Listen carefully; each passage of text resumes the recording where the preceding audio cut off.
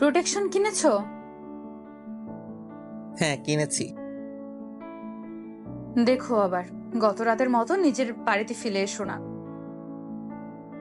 না না, বাড়িতে ফেলবো কেন? আমি তো ওয়ালেটে করে নিয়ে এসেছি। তাড়াতাড়ি করো, বাড়িতে আজকে কেউ নেই। এত দেরি বা করছো কেন? বাইকটায় তেল ভরাচ্ছিলাম তোমার বাড়ির সামনে পেট্রোল পাম্পে।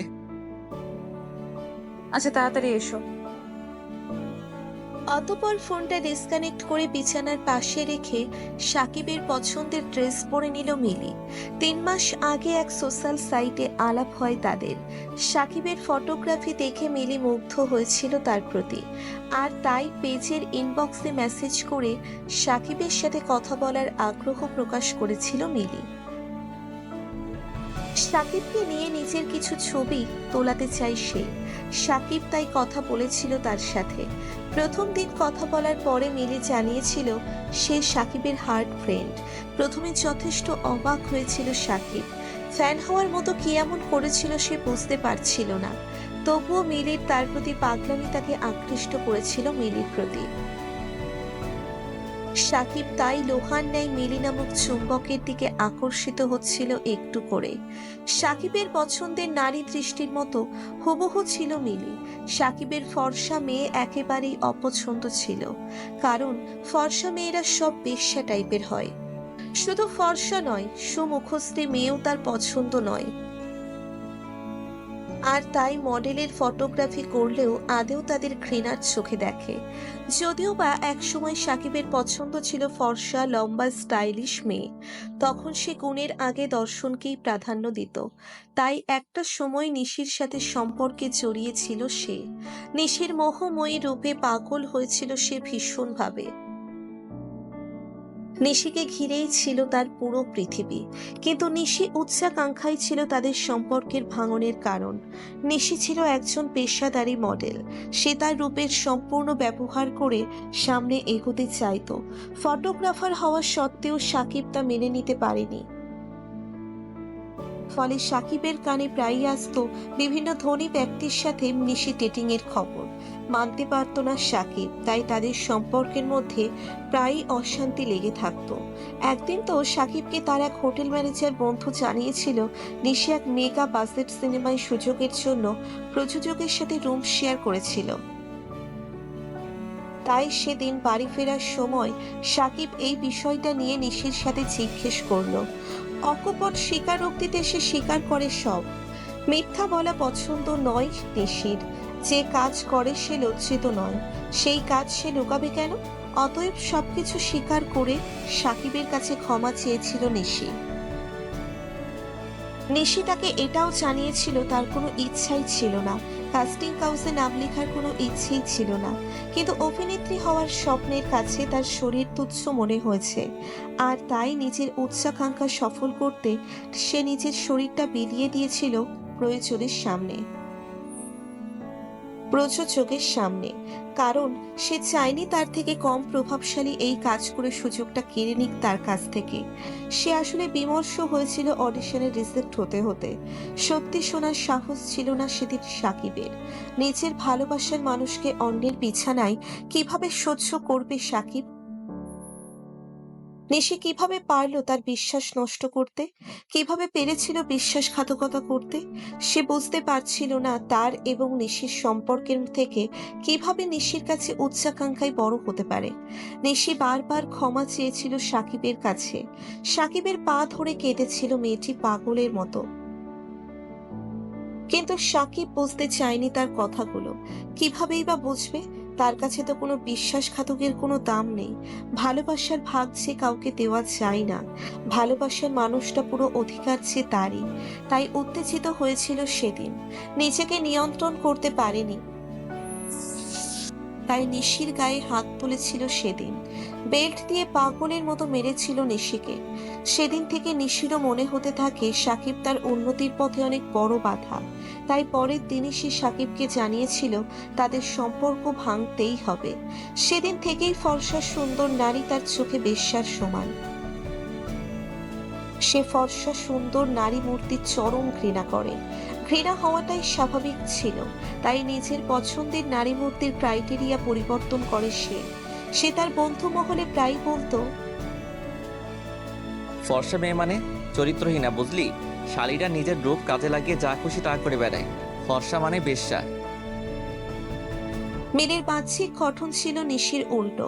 নিশির মতো মোহনীয় রূপ ছিল না তার, বরং তার গায়ের রং শ্যামবর্ণের তুলনায় অনেক বেশি চাপা ছিল। তার শারীরিক গঠনও নিশির মতো ওয়েল মেনটেন ছিল না, বরং ছিল অনেকটা ঢিলে ঢালা। 34 সাইজের কোমরের অধিকারিণী সে।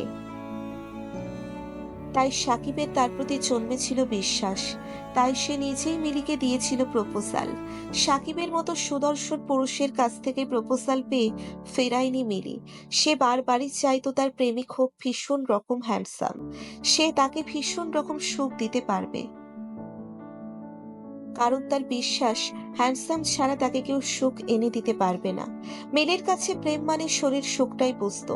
তার মতে শরীর সুখ না হলে সম্পর্ক টেকে না। তার বান্ধবীদেরও বলতো সে। তাই তার এক বান্ধবী রেগে তাকে বলেছিল, হ্যাঁ রে মিলি, তোর মাথায় কি সেক্স ছাড়া আর কিচ্ছু ঢোকে না? সেক্স ছাড়াও ভালোবাসা হয়। শারীরিক সম্পর্কটা হলো ভালোবাসার একটা অংশ মাত্র, কিন্তু সম্পর্ক নয়।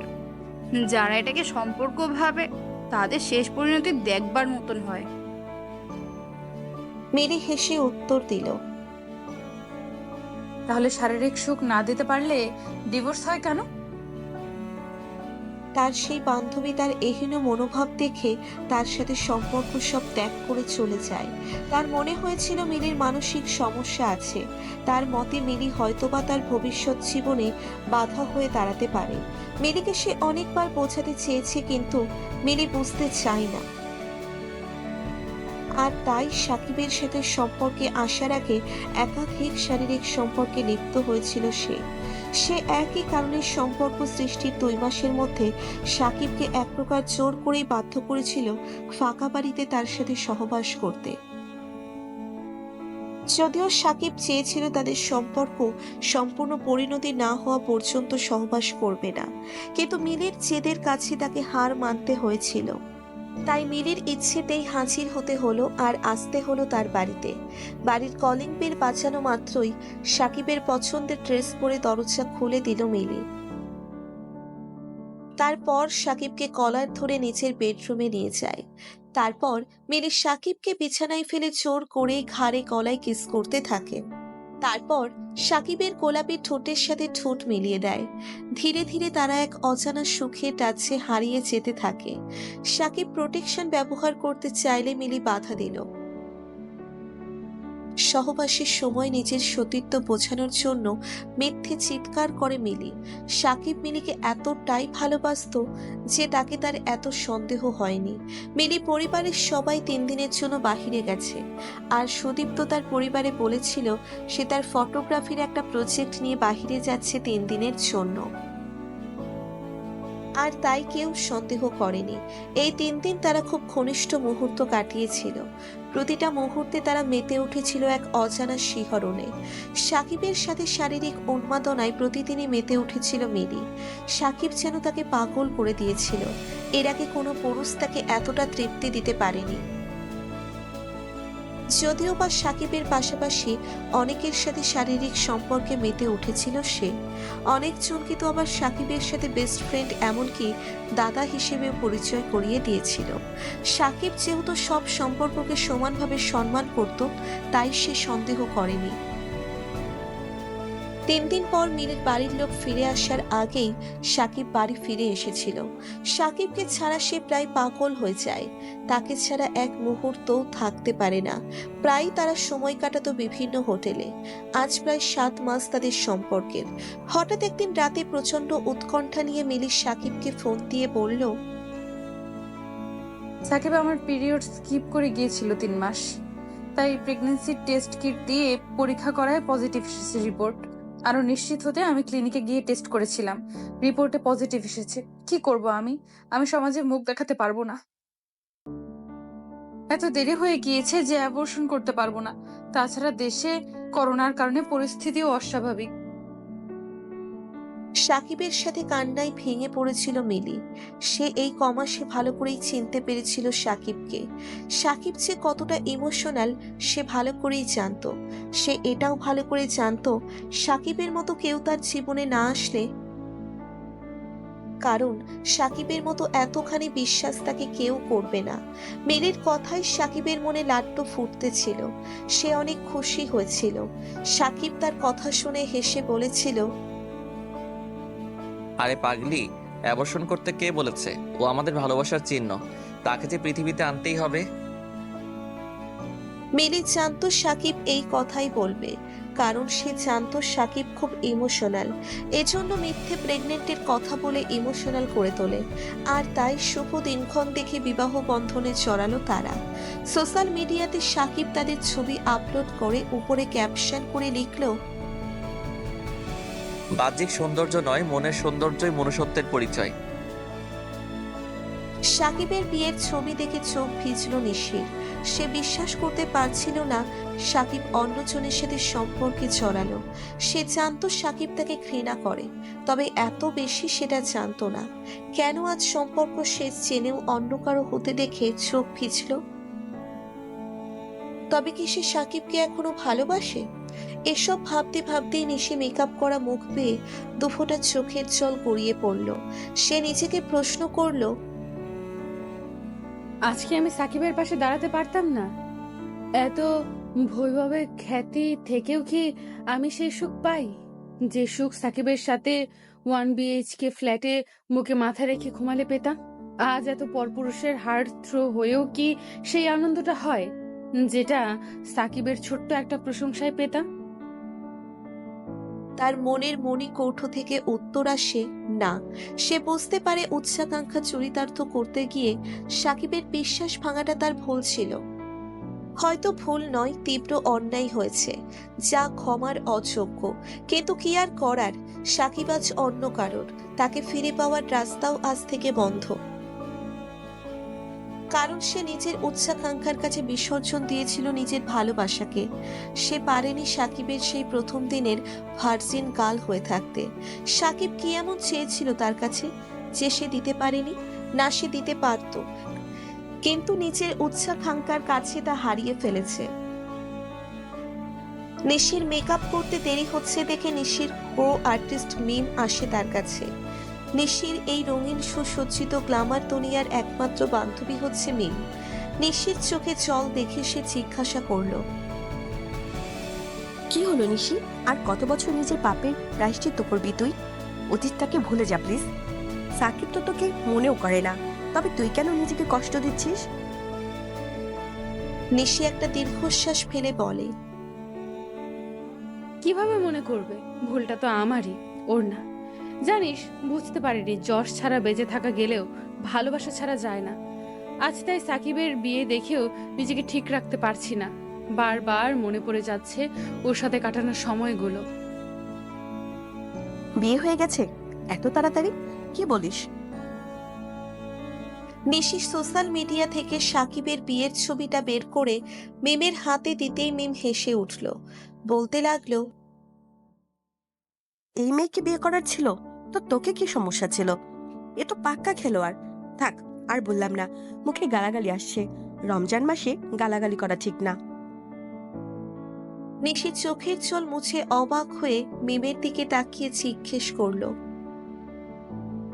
মানে?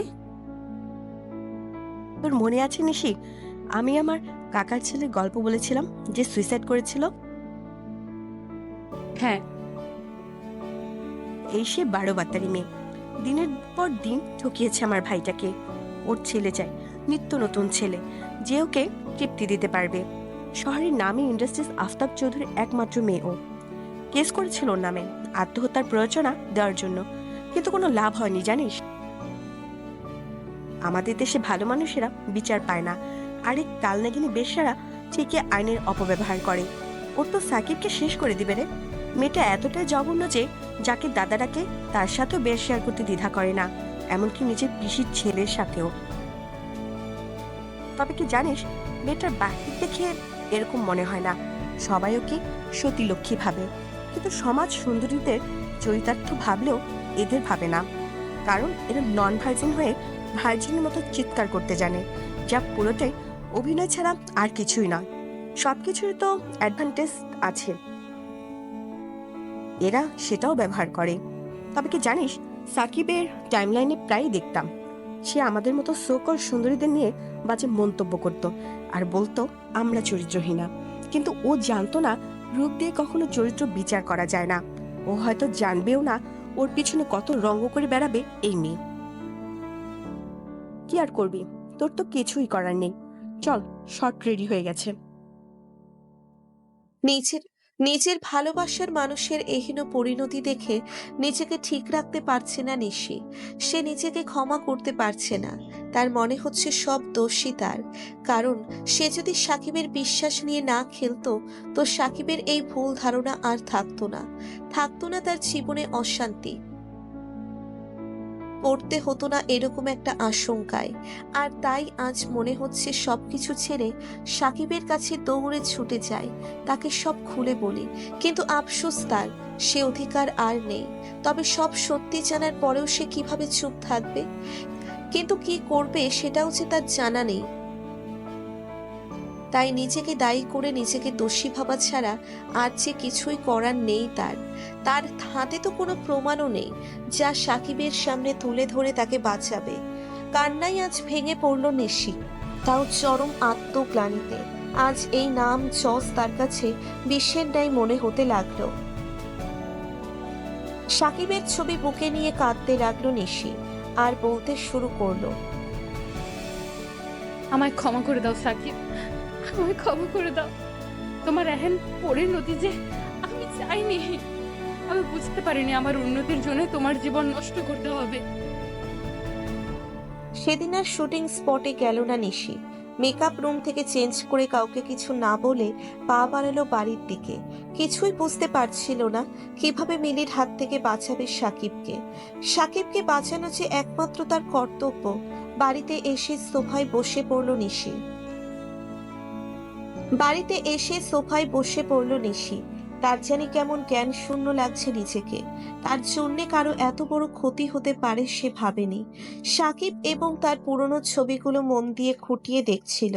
মনে পড়ছিল একের পর এক পুরনো স্মৃতিগুলো। তার এখনো মনে আছে প্রতিটা ফটোশুটের আগে সাকিব তাকে নিজের হাতে সাজিয়ে দিত। মাঝে মাঝে যখন তার রান্না করা হয়ে উঠতো না, তখন সাকিব তাকে নিজ হাতে রান্না করে খাইয়েও দিত। আজও তার মনে পড়ে তার সেই পিরিয়ডের দিনগুলো।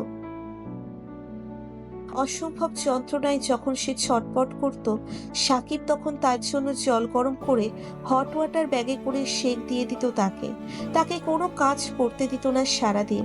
সে সাকিবের দিকে তাকিয়ে অবাক নয়নে ভাবত, কোনো ছেলে এতটা ভালো কি করে বাসতে পারে? আমার বাবাকে তো সবসময় দেখতাম মায়ের সাথে গায়ে হাত তোলা ছাড়া কথাই বলতো না।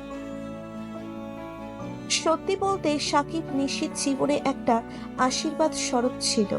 নিশির আজও খুব কষ্ট লাগে যখন মনে পড়ে সে লিভিনে গেলে সাকিবের সাথে। নিশির মা যখন সদ্য মারা গিয়েছেন, তখন নিশির বাবা মিঠুন আহমেদ কিছুদিন পরেই বাড়িতে নিয়ে আসেন 18 বছর বয়স্ক মডেল রক্ষিতা অহনা। নিজের চোখের সামনে নিজের বাবার এহেন নোংরামি মেনে নিতে পারছিল না নিশি। দমবন্ধ হয়ে আসছিল তার প্রতিটা মুহূর্তে। এরকমই একটা মুহূর্তে আত্মহত্যার পথ বেছে নিয়েছিল নিশি। ঠিক করে দিয়েছিল আজই শেষ করে দিবে সব। স্টেশনে গিয়ে বসেছিল অনেকক্ষণ। ট্রেনের সামনে ঝাঁপ দেওয়া ছাড়া আর কেই বা করার ছিল তার। সে ঝাঁপ দিতেই যাচ্ছিল, কিন্তু হঠাৎ পার্সে রাখা ফোনটা বেজে ওঠায় সে সম্বিত ফিরে পায়। কারণ তখন তার ক্লাসমেট সাকিব ফোন করেছিল। নিশিও মনে মনে তাকে পছন্দ করত। তার পার্সোনালিটি, অ্যাটিটিউড সবকিছুই নিশির কাছে ভালো লাগতো। শুধু ক্লাসমেট বললে ভুল হবে, কারণ সাকিবও নিশিকে আরো বেশি কিছু মনে করত। সাকিব হঠাৎ নিশিকে বলে বসলো, I am in a love with you lot. I love you, Nishi. I love you so much. সেদিন সাকিবের বলা কথাগুলো নিশিকে নতুন করে বাঁচার অনুপ্রেরণা জুগিয়েছিল। সেদিন নিশি খুঁজে পেয়েছিল বাঁচার তীব্র আকাঙ্ক্ষা। হ্যাঁ, সেদিন সাকিবের ভালোবাসার কাছে হার মেনেছিল নিশি। সাকিবের কাছে পেয়েছিল একমাত্র আশ্রয়স্থল, ফিরে এসেছিল মৃত্যুর হাত থেকে। নিশি পারেনি আর থাকতে, বেরিয়ে আসে স্টেশন থেকে। সাকিবের ফ্ল্যাটে রাত 12টার সময় উপস্থিত হয় নিশি। সাকিব ফেরায়নি তাকে, বুকে টেনে নিয়েছিল সেদিন। সাকিব কোনো দিন তার চোখে এক ফোঁটা জল আসতে দেয়নি। প্রতিবার অডিশন দিয়ে ব্যর্থ হয়ে যখন বাড়ি ফিরত, সাকিব তখনই তার হাতে হাত রেখে সাহস দিয়ে বলতো, তুমি ঠিক পারবে। সাকিবের একটা কথাই তাকে সাহস জুগিয়েছে বহু বছর, কিন্তু এতবার অডিশন দিয়ে ধৈর্যের বাঁধ ভেঙেছিল তার। প্রতিবারই সে দেখতো তার চেয়ে কম মূল্যের কেউ চান্স পেয়ে যাচ্ছে শরীরের মূল্যে, তাই সে আর কোনো কিছুই না ভেবে রাজি হয়ে গিয়েছিল প্রযোজকের সাথে হোটেলের রুমে যেতে। আর সেই দিনটার জন্যই আজ সে ক্ষমা করতে পারেনি নিজেকে। সাকিবকে তারপরে সে হারায় চিরতরে। পুরনো স্মৃতিগুলো ভাবতে ভাবতে সোফায় ঘুমিয়ে পড়ে নিশি। হঠাৎ ফোনটা বেজে ওঠে। তার ডিরেক্টর নীল ফোন করেছে তাকে। এক রাশ বিরক্তি নিয়ে ফোনটা রিসিভ করলো। হ্যালো। ওপাশ থেকে নীল ধরা গলায় বলতে লাগলো, তুমি একটু দেখা করতে পারবে? নিশি খুব ভালো করেই জানে নীল তাকে খুব পছন্দ করে। সেই পছন্দ সহকর্মী আর বন্ধুর চেয়ে অনেকটা বেশি। কিন্তু তার স্ত্রী আত্মহত্যার কারণ হিসেবে নীলের নাম শোনায় সে নীলের মধ্যে দেখতে পায় তার বাবার প্রতিচ্ছবি। তাই নীলকে একেবারেই পছন্দ করে না সে। তাই নীলের প্রশ্নের উত্তরে ভদ্রতার সাথে জানালো, আজকে পারবো না। আসলে সাকিবের ব্যাপারই ছিল, তোমার সমস্যা থাকলে তোমার বাড়িতে আসছি। সাকিবের ব্যাপারে কথা বলবে তাই নিশি আর নিষেধ করেনি। নিশি বসতে দিল। বাড়িতে আসার পর নীলকে বসতে দিল নিশি। নীল তার দিকে তাকিয়ে বলল, নিশি, আজকে মিম আমাকে সাকিবের বিয়ের ছবি দেখিয়ে বলল তোমার শুটিংয়ে না আসার কারণ। তোমার উপর একটু রাগও হয়েছিল, একইভাবে সাকিবের উপর প্রচণ্ড রাগ হয়েছিল, কারণ এই সিনেমাটা বহুকাল ধরে চলছে। আমি যেহেতু সাকিবকে আরও আগে থেকে ব্যক্তিগতভাবে চিনতাম, তাই সাকিবকে মেসেজ করে বলতে চেয়েছিলাম সে যেন তোমাকে ব্লক করে। কিন্তু ওর প্রোফাইল অন করতেই আমি মিলি নামের একটা মেয়ের ছবি দেখি। মনে আছে আমি তোমায় বলেছিলাম আমার স্ত্রী আত্মহত্যা করেছিল? নীল চোখটা রুমাল দিয়ে মুছে বলল, এই মিলির বেস্ট ফ্রেন্ডই ছিল আমার বউ। আমার বউয়ের নাম ছিল নীলাঞ্জনা। 12 বছরের সম্পর্ক পরিণতি পেয়েছিল আমাদের দুজনের সম্মতিতে। আমরা দুজন দুজনকে পাগলের মতো ভালোবাসতাম। আমার সব কয়টা শুটিং স্পটে থাকতো নীলাঞ্জনা। ও যেন আমার জীবনের চরম ইন্সপিরেশন ছিল। একদিন নীলাঞ্জনাই আমাকে মিলির সাথে পরিচয় করিয়ে দেয়। বলেছিল মিলি ওর বন্ধু নয়, ওর বোন। শুনে খুশি হয়েছিলাম। জানো, নীলাঞ্জনাকে কেউ ভালোবাসলে আমার খুব ভালো লাগতো, আর তাই মাঝে মাঝে মিলির সাথে হাই হ্যালো করতাম। একদিন আমার এক শুটিং স্পটের বাইরে মিলির সাথে দেখা হয় আমার। ওর গাড়ি খারাপ হয় লং ড্রাইভে এসে। আমি ওকে ওর বাড়ি অব্দি লিফট দিই। ওর বাড়িতে এসে বসতে দিয়েছিল আমাকে। ফর্মালিটির জন্য সেটাও করি। মিলি চলে যায় ঘরের ভেতরে। এক অদ্ভুত রকমের খোলামেলা ড্রেস পরে আসে আমার সামনে। তার আকার ইঙ্গিতে আমি বুঝে গেলাম সে কি করতে চায়, কিন্তু ততক্ষণে অনেক দেরি হয়ে যায়। সে আমার পাশে এসে বসে। তার অতি স্বল্প পোশাক আমার অস্বস্তির কারণ হয়ে দাঁড়ায়। আমি তাই তার দেওয়ার কোল্ড ড্রিঙ্কসটা খেয়ে তার বাড়ি থেকে বের হতে চেয়েছিলাম, কিন্তু মাথা ঘুরে পড়ে যায়। তারপর কি হয়েছে আমার মনে নেই। ঘুম থেকে উঠে বাড়ি ফিরে আসি, কিন্তু শরীরটা প্রচণ্ড দুর্বল লাগছিল। বাড়ি ফেরার পর নীলাঞ্জনাকে শরীর ক্লান্ত লাগার কথা জানালে কড়া করে 1 কাপ চা করে দেয়, কিন্তু তাও ক্লান্তি মেটে না। সেদিন ক্লান্তির কারণে ঘুমের সাগরে হারিয়ে গিয়েছিলাম। কিন্তু পরের দিনই মিলি আমাকে কিছু খারাপ ভিডিও MMS করে পাঠায়, যেখানে আমি তার সাথে সুখের সাগরে ভাসছিলাম। তারপর দেখে সে প্রায় আমাকে দিয়ে তার চাহিদা মেটাতো আর বলতো ভিডিওটি ইন্টারনেটে ছাড়িয়ে দেবে। নীলাঞ্জনাকে সাহস করে কিছু বলতে পারিনি, আর তাই অনিচ্ছাকৃতভাবে প্রতিদিনই তার সাথে বেড শেয়ার করতে হতো। ধীরে ধীরে নিজের উপর ঘৃণা জন্মেছিল, তাই একদিন শুটিংয়ের নাম করে তার কাছে যায়নি।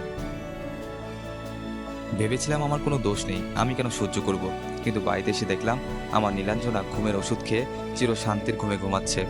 সুসাইড নোটে লিখেছিল মিলির সাথে আমার অবৈধ সম্পর্ক নাকি তার মৃত্যুর জন্য দায়ী। প্রিয়জনের আঘাত সহ্য করতে পারেনি আমার নীলাঞ্জনা।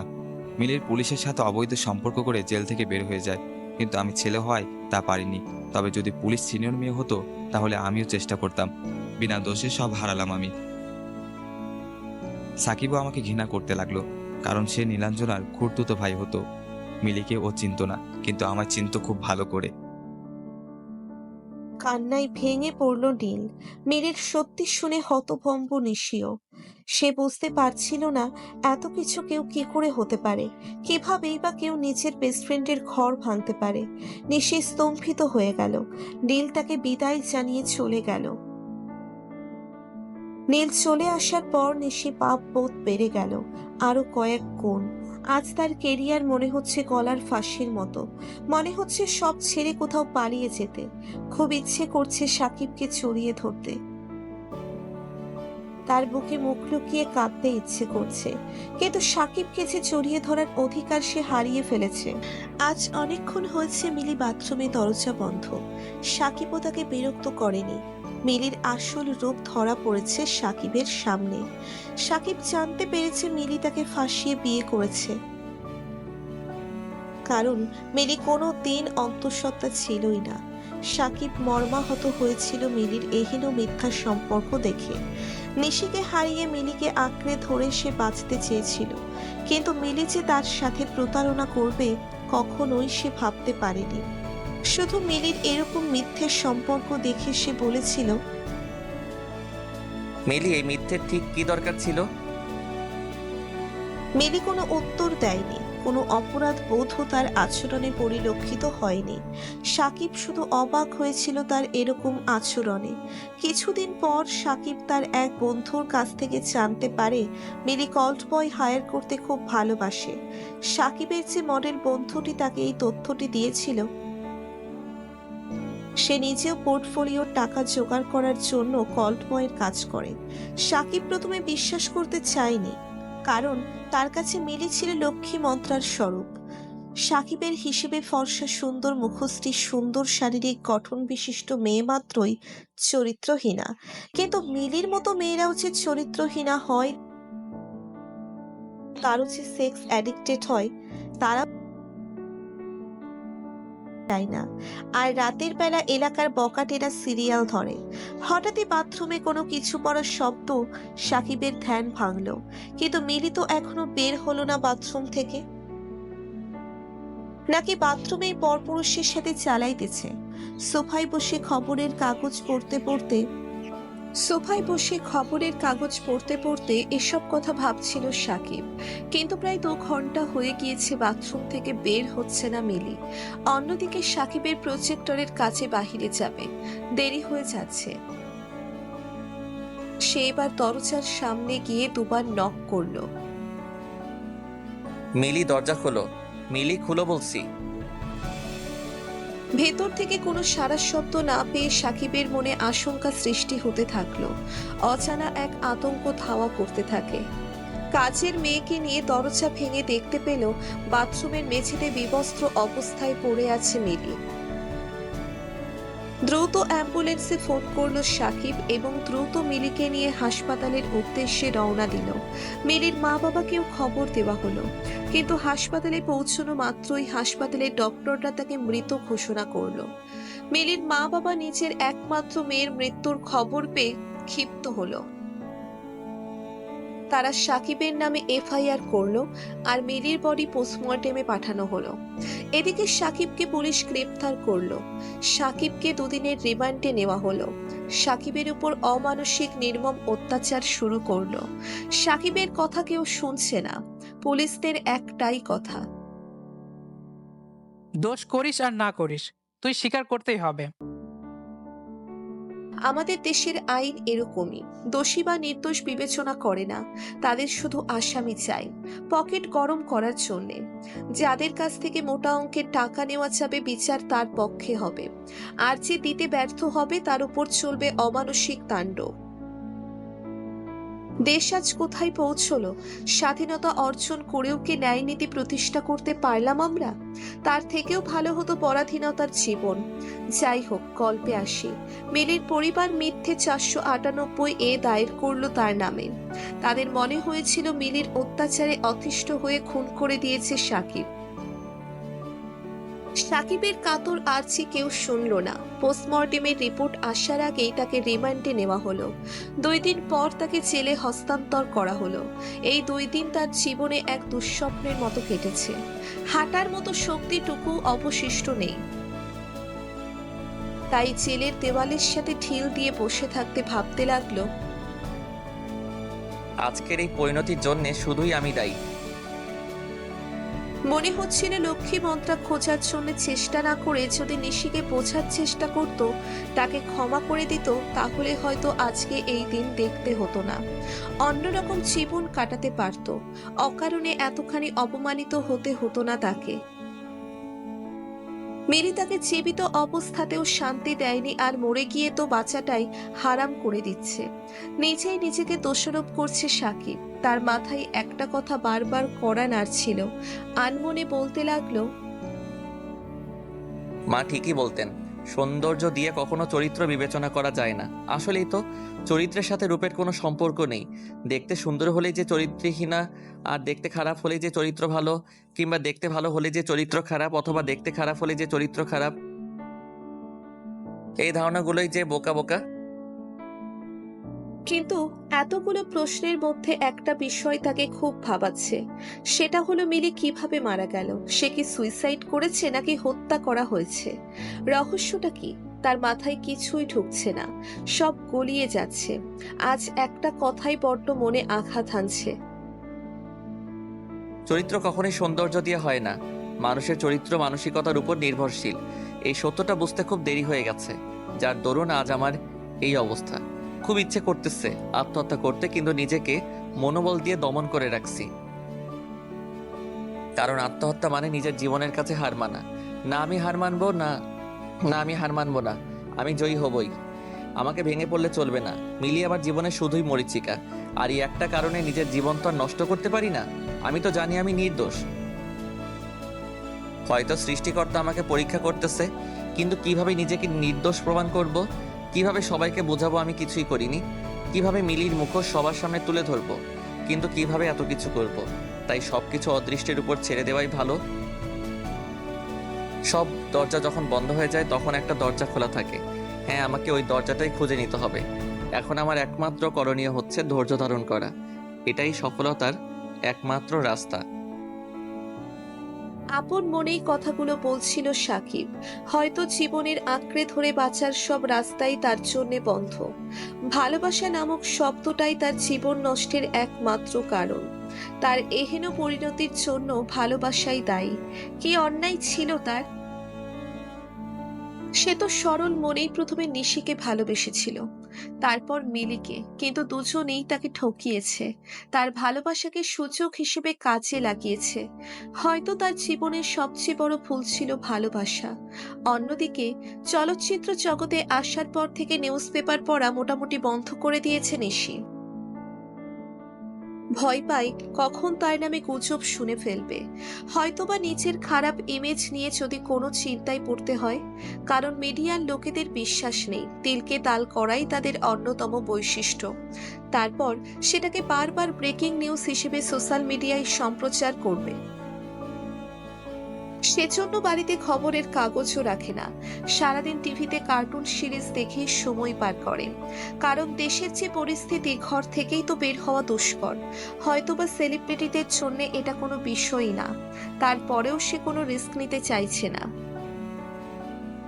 আজ তার কি মনে হলো, সে তার নিজের ভুলেই একটা নিউজ চ্যানেল ধরে বসলো। প্রথমেই তার নতুন সিনেমার প্রমোশন দেখে সে খুব খুশি হলো। পরক্ষণেই তার মাথায় বাজ ভেঙে পড়ল। হঠাৎ তার চোখে পড়ল একটা ব্রেকিং নিউজে, যেখানে লেখা ছিল বিখ্যাত শিল্পপতির কন্যা মিলির মৃত্যুতে পুলিশ গ্রেপ্তার করলো তার স্বামী সাকিবকে। খবরটি শুনে মুহূর্তেই স্তম্ভিত হয়ে গেল নিশি। সে খুব করেই জানতো সাকিব মিলিকে পাগলের মতো ভালোবাসতো। নিশি জানতো সাকিব একটু বদমেজাজি, তবে এতটাও নয় যে মিলিকে হত্যা করবে। কারণ সাকিব যদি এতটাই বদমেজাজি হতো তাহলে নিশি নিজেও ওই দিনের পরে বেঁচে থাকতো না। খবরটা শোনা মাত্রই সে ফোন করলো মিমকে, কিন্তু মিম তখন এক পার্টিতে ব্যস্ত ছিল। নিশির ফোন রিসিভ করার পরে সে জানতে পারলো পুরো কাহিনী। মিমও খুব অবাক হয়েছিল, প্লাস খুশিও হয়েছিল, কারণ এরকম একটা আবর্জনা সমাজ থেকে তাহলে বিদায় হলো। তারপরেও মিম তার এক দূরসম্পর্কের ভাইয়ের নাম্বার দিল, যে একজন নামি দামি উকিল। যে কোনো প্রয়োজনে ওনার সাথে যোগাযোগ করতে বলল। নিশি বুঝতে পারছিল না সে কিভাবে সাকিবকে বাঁচাবে। হঠাৎ তার মনে হলো এখন তার একজন উকিল দরকার, যে কিনা সাকিবকে জেল থেকে বের করতে পারবে। আর মিম তো তাকে একজন উকিলের নাম্বার দিল। আর দেরি করা যাবে না, এখনই উকিলের সাথে ফোনে আলাপ করে থানায় রওনা দিতে হবে। যা করার খুব দ্রুত করতে হবে। রাত তখন প্রায় 11টা। ড্রাইভার ছুটি নিয়ে দেশের বাড়ি গিয়েছে। কোনো উপায় না পেয়ে সে নিজেই পাগলের মতো ড্রাইভ করে কোনো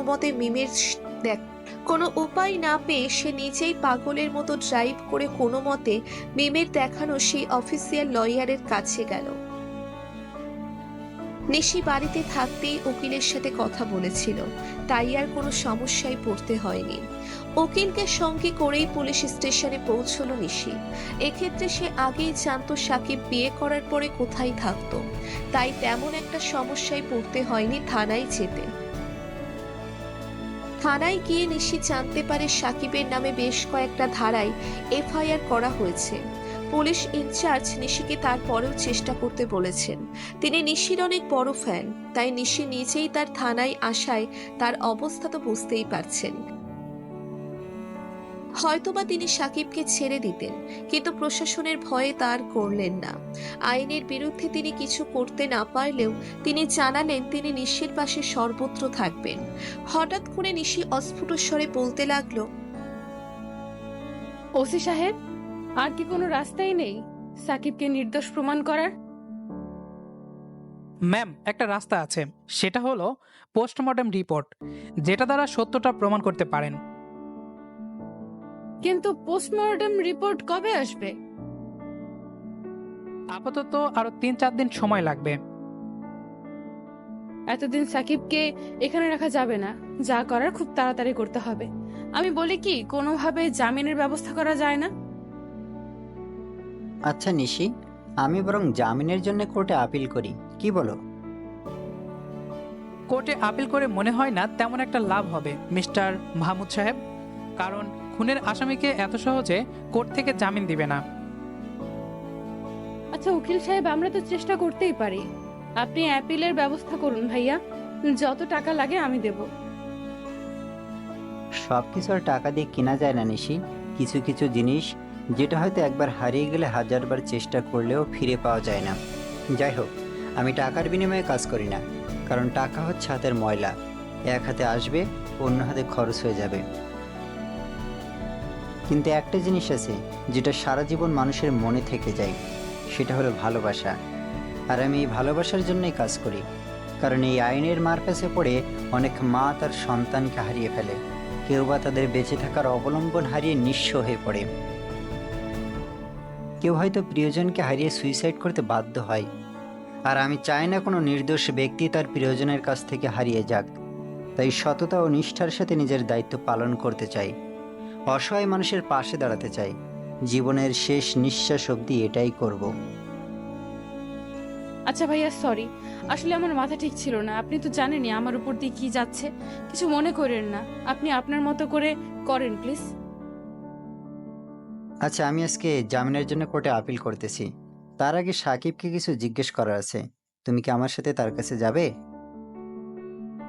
আচ্ছা ঠিক আছে, আপনি যান, কিন্তু আমার বিষয়ে কিচ্ছু বলবেন না, কারণ আমি চাই না আমার এই মুখ নিয়ে তার সামনে যেতে, কারণ তার এই অবস্থার জন্য আমিই দায়ী। আচ্ছা ওসি সাহেব, আপনি আমার সাথে চলুন জেল কাস্টাডিতে। আর নিশি, তুমি বাড়ি চলে যাও, আমি তোমাকে ফোনে সব জানিয়ে দেব। সেদিন রাতে নিশি বাড়ি ঠিকই ফিরে এসেছিল, কিন্তু প্রতিটা মুহূর্ত তার কাছে ফাঁসির মতো মনে হচ্ছিল। অতিবাহিত সময়ের সাথে নিশির পাপ বোধ বেড়ে যাচ্ছিল কয়েকশো গুণ। সবকিছুর জন্য কেবল নিজেকেই দোষী করছিল, নিজেকে খুব বড় মাপের অপরাধী মনে হচ্ছিল। আয়নার সামনে দাঁড়াতেই তার বিবেক এসে দাঁড়ালো তার সামনে। নিজেকে নিজেই কটাক্ষ করে বলতে লাগলো, হয়ে গেছিস তো দামি অভিনেত্রী। তোর কি দরকার সাকিবকে নিয়ে ভাবার? সেদিন প্রযোজকটার সাথে বেড শেয়ার করতে যাওয়ার আগে কি একবারও ভেবেছিস সাকিবের কি হবে? ভেবেছিলিস কি তোকে অন্ধের মতো যে বিশ্বাস করে তার কতখানি কষ্ট হবে? ভাবিসনি তো? তাহলে আজ কেন ভাবছিস? মরতে দে তাকে। নিজে নামি দামি অভিনেত্রী হয়ে ঘুরে বেড়া, কিন্তু ক্ষমা করতে পারবি তো নিজেকে?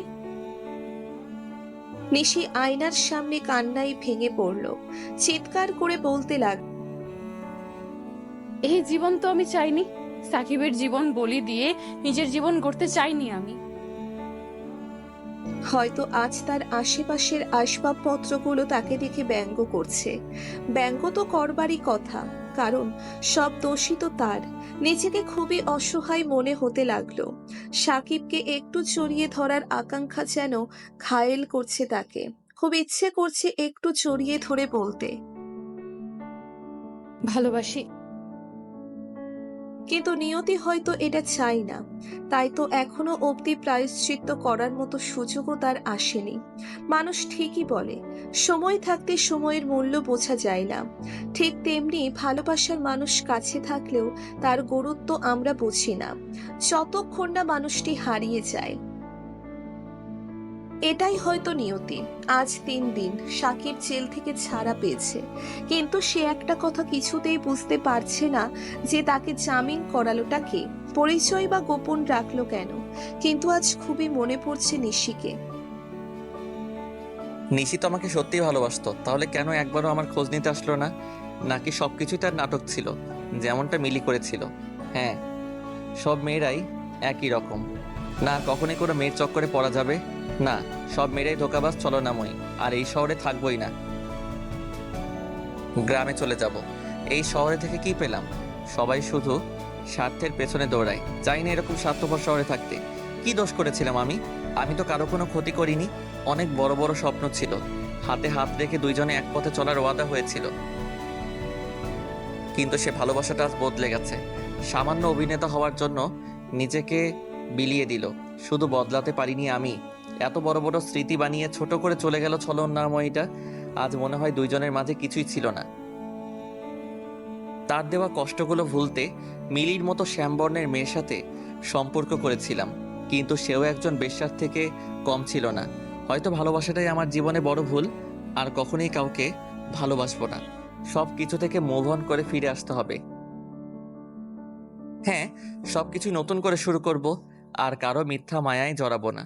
আজকেই এই শহরটা ছেড়ে চলে যাব।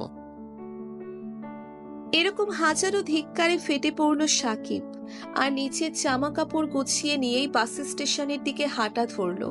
পুরো দমে হাঁটতেছে, কিন্তু শেওলা হাইওয়েতে আসা মাত্রই এমন কিছু দেখতে পেল যা দেখে আর নিজেকে ঠিক রাখতে পারল না। হয়তো আর বাড়ি ফেরাই হবে না। আজকেই হয়তো পৃথিবীর মায়া ত্যাগ করে ওপারে পাড়ি জমাতে হবে। এই জগৎ সংসার খুবই নিষ্ঠুর, কারো সুখ কেউ সহ্য করতে পারে না। সাকিব নিশির হাত ধরে অনবরত কেঁদেই চলেছে। আজ যেন তার কান্নাই থামছে না। তার একটা ভুল ধারণার জন্য আজ তার জীবন থেকে নিশিকে হারিয়ে ফেলতে বসেছে। হয়তো আর কখনোই নিশি ঘুমানোর আগে জড়িয়ে ধরবে না, রাগ করলে জোর করে কিস করবে না, হয়তো জ্যোৎস্না রাতে হাতে হাত রেখে হাঁটার জন্য আর বায়না ধরবে না, হয়তোবা কেউ আর ফুচকার দোকানে ঝাল খাইয়ে কিস করার বাহানা খুঁজবে না। কেবি হয়তো আর বলবে না জান ভালোবাসি, লাভ ইউ পাগল। কেবি হয়তো বলবে না খুব ক্ষুধা পেয়েছে, একটু পাপ্পি দাও না। কেউ জেদ ধরবে না একই প্লেটে ভাত খাওয়ার জন্য, কারণ হারিয়ে যাওয়া স্মৃতি একদিনের হলেও তা কাদায় সারা জীবন। নিশি হয়তো আমার জীবনে পরীক্ষা স্বরূপ এসেছিল, কিন্তু আমি সেই পরীক্ষায় ফেল করেছি। আমি অপরাধী। হ্যাঁ, আমি অপরাধী। আমার কারণে একটা নিষ্পাপ মেয়ে, যে কিনা আমাকে খুব ভালোবাসতো, সে আজ প্রতিটা মুহূর্তে মৃত্যুর সাথে লড়াই করছে শুধুমাত্র আমাকে বাঁচাতে গিয়ে। আপনারা ভাবতেছেন সেদিন কি এমন হয়েছিল যার জন্য নিশির এই অবস্থা। তাহলে চলুন অতীত থেকে ঘুরে আসি। সেদিন নিশির শুটিং থেকে বাড়ি ফেরার পথে গাড়ি খারাপ হয়ে যায়, যার কারণে গাড়ি থেকে বের হয়। কিন্তু বের হওয়া মাত্রই যা দেখলো, নিজের চোখে যেন বিশ্বাসই করতে পারতেছে না।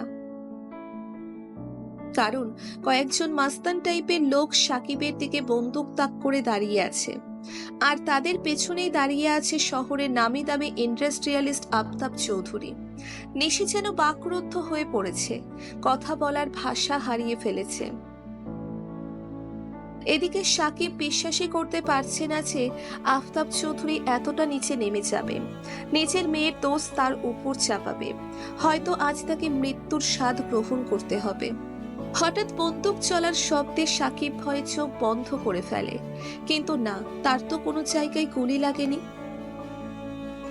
তবে কি সে ভুল আওয়াজ শুনেছে? কিন্তু চোখ খোলা মাত্রই তার দুনিয়া অন্ধকার হয়ে আসছিল, কারণ নিশি নিজের জীবন দিয়ে সাকিবের জীবন বাঁচিয়ে দিয়েছে। হ্যাঁ, সেদিন নিশি তার ভালোবাসার মর্যাদা রেখেছে নিজের জীবন দিয়ে। নিশি তার ভুলের প্রায়শ্চিত্ত করেছে। নিশির পুরো জামা রক্তে লাল হয়ে আছে। নিশি মাটিতে ঢলে পড়তেছে। সাকিব যেন পাগলের মতো হয়ে গিয়েছে। সে এক প্রকার দৌড়ে নিশিকে নিজের কোলে নিয়ে নেয়। নিশি, তুমি এটা কেন করলে নিশি? আমার জন্য নিজের এত বড় ক্ষতি কেন করলে নিশি? তোমার কিছু হয়ে গেলে আমি বাঁচবো না নিশি। সাকিব, আমাকে মাফ করে দাও। আমি হয়তো আর বাঁচবো না। এত ভুল করেছি, এবার অন্তত প্রায়শ্চিত্ত করার সুযোগ দাও। না, তোমার কিছু হবে না। তোমার কিছু হলে আমি বাঁচবো না। জানো সাকিব, আমার না খুব ইচ্ছে করতেছে তোমার বুকে মাথা রেখে একটু ঘুমাতে, যেমনটা আগে রাখতাম। জানো, আমি সেদিন নিজের ইচ্ছেতে যাইনি হোটেলে। আমাকে পানি দিয়ে উত্তেজনার ওষুধ দেওয়া হয়েছিল, তাই আর নিজেকে সামলাতে পারিনি। জানো সাকিব, তুমি যখন আমাকে সেদিন বেল্ট দিয়ে মেরেছিলে, সেদিন আমার না খুব ব্যথা হয়েছিল, কিন্তু আমার ততটা কষ্ট হয়নি যতটা তোমার বউয়ের অতীত জেনে কষ্ট হয়েছিল। জানো, আমার না খুব চিন্তা হতো যদি তোমার কিছু করে দেয়। আল্লাহর কাছে প্রতিদিনই তোমার জীবন ভিক্ষা চাইতাম। হ্যাঁ, আল্লাহ আমার জানটাকে বাঁচিয়ে, কিন্তু হয়তো আমাদের মিলনটা আর হলো না গো। শেষবারের মতো একবার বলবে ভালোবাসি? না থাক, আমার মতো একজন বেশ্যাকে বলে নিজের মুখ পাপিষ্ঠ করো না। না, তোমার কিছুই হবে না। আমি তোমাকে হাসপাতালে নিয়ে যাব। তোমার কিছু হলে আমি বাঁচবো না নিশি। সাকিব, আমার না কষ্ট হচ্ছে। সাকিব। হঠাৎ নিশি অজ্ঞান হয়ে পড়ে। সেদিন সাকিব নিশিকে হাসপাতালে ঠিকই নিয়ে আসছিল, কিন্তু ভাগ্য খারাপ হলে যা হয়। কারণ সচেতনতা মস্তিষ্কের কর্টেক্সের মাধ্যমে পরিচালিত জ্ঞানী ও দক্ষতামূলক কর্মকাণ্ডগুলোর গুণগত দিকগুলোর সাথে সম্পর্কিত, যার মধ্যে রয়েছে মনোযোগ, সংবেদনশীলতা, স্পষ্ট স্মৃতি, ভাষা, কোনো কাজ সম্পন্ন করার ক্ষমতা, সাময়িক ও স্থানিক অবস্থান অনুধাবন করা ও বাস্তবতা বিচার করার ক্ষমতা। স্নায়বিক দৃষ্টিকোণ থেকে চেতনা পরিচালিত হয় সেরিব্রাল কর্টেক্স বা ধূসর অংশ থেকে, যা মূল মস্তিষ্কের বাইরের অংশ, ও রেটিকুলার অ্যাক্টিভেটিং সিস্টেম থেকে, যার অবস্থান বেড সিস্টেমের ভেতরে। কিন্তু নিশির সেগুলো কোনোটাই সক্রিয় নয়। ডাক্তারি ভাষায় বলতে হবে নিশি কোমাতে চলে গেছে। এতে পুরো দোষটাই সাকিবের। কি এমন দোষ করেছিল নিশি যে ক্ষমা করা যেত না? এখানে তো তার কোনো দোষ নেই। নিশি তো নিজের উচ্চাকাঙ্ক্ষার বশে ভুল করে ফেলেছে। কিন্তু সাকিব তো চাইলে তাকে সঠিক পথে নিয়ে আসতে পারত। নিজের ভালোবাসার বেড়া ছেলে মুড়িয়ে নিশির জীবন থেকে সকল পাপ ধুয়ে মুছে দিতে পারত। কিন্তু পুরো সত্যি না জেনে সে নিশিকে এত শাস্তি দিল। সাকিবের চোখ থেকে কয়েক ফোঁটা নোনা জল তার গাল পেয়ে গড়িয়ে নিশির মুখে এসে পড়ছে। সাকিবের চোখের পানি এক ফোঁটা নিশির চোখের উপর পড়তেই নিশির চোখ টিপুনি দিয়ে ওঠে, সাথে হাতটাও হালকা নাড়িয়ে ওঠে। সাকিবের চোখ নিশির চোখের দিকে পড়তেই সাকিবের মুখে হাসি ফুটে ওঠে। এই পাগলি, তুমি তোমার চোখটা মাত্রই নড়ালে তাই না? তার মানে তুমি আমার কথা শুনতে পাচ্ছ তাই না? কি হলো, কথা বলছো না কেন? আমি জানি তো তুমি আমার কান্না একদমই সহ্য করতে পারো না, তাই তো সেদিন আমার জন্য নিজের জীবন বলি দিতে বসেছিলে। আর এখন চোখের ইশারা করে আমাকে কান্না করতে বারণ করছো তাই না পাগলি? তুমি একবার সুস্থ হও, আমি আর তোমাকে কষ্ট দিব না। পৃথিবীর সেরা বর হয়ে দেখিয়ে দিব। ডাক্তার, ডাক্তার কোথায় আপনারা? প্লিজ তাড়াতাড়ি আসুন ডাক্তার। সাকিবের চিল্লা চিল্লিতে সকলে কেবিনের মধ্যে প্রবেশ করে। কি হয়েছে, এমন উত্তেজিত হচ্ছেন কেন? দেখুন না, আমার পাগলিটা একবার চোখ নাড়ানোর পরে আর নাড়াচ্ছে না। আপনি প্লিজ উত্তেজিত হবেন না, আমাদের দেখতে দিন। ডাক্তার নিশিকে দেখার পর, হাউ ইজ পসিবল? মানে আপনি কি বলতে চাইতেছেন ডাক্তার? আমার 36 বছর ক্যারিয়ারে এই প্রথম এমন আজব ঘটনা। নিশি এর নার্ভ ধীরে ধীরে সজাগ হয়ে উঠছে, কারণ সকল আশঙ্কা অমূলত প্রমাণ করে সে জেগে উঠেছে। হাইথোপারমিয়ার কারণে তার মস্তিষ্কের রক্ত চলাচল বন্ধ হয়ে গেলেও তার মস্তিষ্কের কোনো প্রকার ক্ষতিগ্রস্ত হয়নি। আমরা এর থেকে এখন ভালো কিছু আশা করতে পারি। মিস্টার সাকিব, আপনি বাইরে যান প্লিজ, আমরা শেষ চেষ্টাটুকু করি। সাকিবের মুখের ভাষা যেন হারিয়ে ফেলেছে, কি বলবে কিছুই ভেবে পাচ্ছে না। ধীরে ধীরে সাকিব ফ্লোরে বসে পড়ে। অতি সুখে আর অতি দুঃখে এই দুই সময় যেন মুখের ভাষা হারিয়ে যায়। সাকিবেরও তাই হয়েছে, তবে এটা দুঃখের জন্য না, এটা অতি সুখের জন্য। আইসিইউ এর দরজার সামনে ফ্লোরে বসে পাগল করে হাসছে সাকিব, কারণ আজ সৃষ্টিকর্তা তার জীবনের সেরা উপহার দান করেছেন, তার পাগলিটাকে আবার ফিরিয়ে দিতেছে। প্রায় অনেকক্ষণ পরে ডাক্তাররা বের হয়ে এলেন। ডাক্তার সাহেব, আমার পাগলিটা ঠিক হয়ে যাবে তো? সরি মিস্টার সাকিব, আসলে আমরা যথেষ্ট চেষ্টা করেছি, কিন্তু কিছু করতে পারিনি। এই কথা আর বলবো না। নাও কংগ্রাচুলেশন মিস্টার সাকিব, পেশেন্ট এখন আউট অফ ডেঞ্জার। এখন ঘুমের ওষুধ দেওয়া হয়েছে, 1 ঘন্টার মধ্যে জ্ঞান ফিরবে।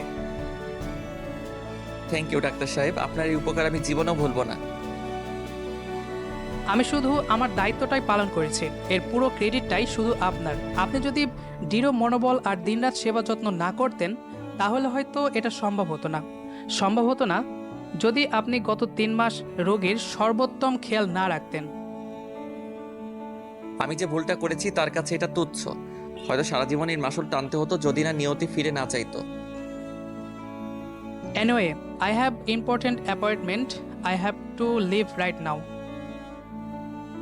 ওহ শিওর। সাকিব কেবিনের দিকে পা বাড়ালো, কিন্তু কোথায় যেন একটা বাধা কাজ করতেছে। কোন মুখ নিয়ে সে শিশির সামনে দাঁড়াবে? নিশি কি তাকে ক্ষমা করবে, নাকি তার উপর জমানো অভিমান আজ পূর্ণতা পাবে? এরকম হাজারো প্রশ্ন তাকে ঘিরে ধরেছে। এরই মাঝে কেবিনে প্রবেশ করলো। কেবিনে প্রবেশ করা মাত্রই নিশির নিষ্পাপ মুখটি দেখে তার অন্তরাত্মা কেঁপে উঠল। কত ব্যথাই না সহ্য করেছে মেয়েটি। যেখানে আজ তার থাকার কথা, সেখানে আজ শুয়ে আছে নিশি। প্রকৃত ভালোবাসাগুলো মনে হয় এমনই, শত কষ্ট হলেও প্রিয়জনের জন্য নিজের শেষটুকু বিসর্জন দিতে সর্বদা প্রস্তুত। নিশির পাশে রাখা চেয়ারে বসে পড়ল সাকিব। নিশির মুখে ভালোবাসার পরশ এঁকে দেওয়ার লোভ সামলাতে না পেরে নিশির কপালে ভালোবাসার পরশ এঁকে দেয়। তারপর নিশির মায়াবী চেহারা মূর্তির দিকে এক নজরে চেয়ে রইল। নিশির মায়াবী চেহারা মূর্তির দিকে তাকিয়ে থাকতে থাকতে কখন সে ঘুমিয়ে গেছে নিজেই জানে না। ঘুমানোরই কথা, 3 মাস ধরেই তো অঘুমেই আছে। রাত পাহারায় দিন পার হতো তার, কারণ প্রতি রাতেই নিশির পাশে বসে থাকতো সাকিব। নিশি কখন চোখ খুলে তার দিকে তাকাবে? সম্ভবত চোখ খুলে কখনোই তাকাতো না। এভাবেই বিছানায় একদিন নিঃশেষ হয়ে যেত। নিয়তি যদি এটাই চাইতো, নিয়তি কখনোই কাউকে সম্পূরক করে না, কোনো না কোনো কমতি রাখবে। কিন্তু নিয়তি যে তাকে এত বড় সারপ্রাইজ দেবে সে কখনোই ভাবতে পারেনি। তার সবচেয়ে বড় কমতি আজ পূরণ করেই দিল। হঠাৎ করে কারো কোমল স্পর্শে সাকিবের ঘুম ভাঙল। এই স্পর্শ যে তার খুব চেনা, এ যে ভোলার নয়। মাথা তুলে তাকাতেই নিশির ছলছল চোখের দিকে তাকিয়ে সাকিব যেন নিজেকে আর শান্ত রাখতে পারল না। নিশিকে জড়িয়ে ধরে হাউমাউ করে কেঁদে দিল। তখনই আহ সাকিব নিশির দিকে তাকিয়ে বুঝতে পারল নিশি ব্যথা পেয়েছে, তাই ছেড়ে দিতে লাগলো। নিশি তার হাতটা শক্ত করে জড়িয়ে ধরে। এই, আমাকে ছেড়ে চলে যাওয়া হচ্ছে? আমাকে ছেড়ে আর যেও না, আমার না খুব ভয় করে, তোমাকে আর যেতে দিব না। নিশি, আমাকে মাফ করে দাও। আমি না জেনে অনেক বড় ভুল করে ফেলেছি। আমি ভার্জিন গার্ল খুঁজতে গিয়ে তোমাকে অনেক কষ্ট দিয়ে ফেলেছি। আমি জানতাম না ভার্জিন গার্ল নয়, বরং মনের ভার্জিনিটি আসল। জীবন সুন্দর করে সাজাতে চাইলে ভার্জিন গার্ল না, বরং ভার্জিন মনি দরকার। কিন্তু আমি সেটা বুঝিনি, আর যতক্ষণে বুঝলাম তখন অনেক দেরি হয়ে গেছিল। আমার কারণে তোমার জীবন থেকে 3টা মাস হারিয়ে গেল। কিন্তু এবার আর ভুল করব না, তোমাকে আর কষ্ট দিব না। এসব বলতে বলতে সাকিব এবার উচ্চস্বরেই কান্না করে দিল। এ যে তার সুখের কান্না। আজ রাগ, অনুরাগ, মান, অভিমান সব যেন চোখের জল হয়ে বের হয়ে যাচ্ছে। চোখের পানি যে বাদ মানছেই না। পুরুষদের নাকি কাঁদতে নেই, কিন্তু তার তো কান্নাই থামছে না। আজকেও কি এসব নিয়ে ভাবতেছো? যাও, তোমার সাথে কথা নাই। কি হয়েছে? আমার জানটা বুঝি রাগ করেছে? আচ্ছা বলো, কি করলে তোমার রাগ ভাঙবে? না থাক, লাগবে না আমার। নিশির মিষ্টি ঠোঁটের ছোঁয়ায় সাকিবের শরীরে যেন এক নতুন অনুভূতি জাগ্রত হতে লাগলো। তারা একে অপরকে রাক্ষসের মতো কিস করেই যাচ্ছে। এমন সময় ডাক্তার কেবিনে প্রবেশ করেন। ডাক্তারকে দেখে দুজনেই হকচকিয়ে ওঠে। অন্যদিকে ডাক্তারও কিছুটা অপ্রস্তুত হয়ে পড়েন। তিনিও কিছুটা স্বাভাবিক হয়ে বলতে লাগলেন, আপনি এখন বাইরে যান, রোগীকে রেস্ট নিতে দিন, নইলে তিনি আবার কোমাতে ফিরে যেতে পারেন, কারণ তার শরীর অত্যন্ত দুর্বল। আর এই ওষুধগুলো বাইরের ক্লিনিক থেকে নিয়ে আসেন, আমাদের কাছে আপাতত নেই। এই নিন, প্রেসক্রিপশনটা নিন। হালার পুত, আসার সময় পেলি না? এই না যেই না রোমান্স করতে লাগলাম তখনই এন্ট্রি নিলি। শালা আবাল কোথাকার, রেসপন্সিবিলিটি বলতে কিছু রাখতে পারিস না। ঠিক আছে ডাক্তার সাহেব। নিশিকে রেখে সাকিব বাহিরে গেল আর তাড়াতাড়ি করে ঔষধ নিয়ে আসে। আর নিশি ঘুমিয়ে পড়ে। এভাবেই চলে গেল পুরো 1 সপ্তাহ। এই 1 সপ্তাহে সাকিব নিশিকে এক মুহূর্তের জন্যেও চোখের আড়াল করেনি। প্রতিটা মুহূর্তে নিশিকে সব ধরনের কম্প্রোমাইজ করার চেষ্টা করেছে। অন্যদিকে নিশিও যেন বেঁচে থাকার নতুন আলো খুঁজে পেয়েছে। সীমাহীন বিস্তীর্ণ প্রেমনগর, যেখানে শুধু একজনেরই বসবাস, সেটা হলো নিশি নিজেই। এটাই তো চাই বাঙালি নারীরা, প্রিয়জনের একটু কেয়ার, একটু ভালোবাসা আর একটু সময়। যার প্রত্যেকটা ইচ্ছাই সাকিব পূরণ করার চেষ্টা করেছে।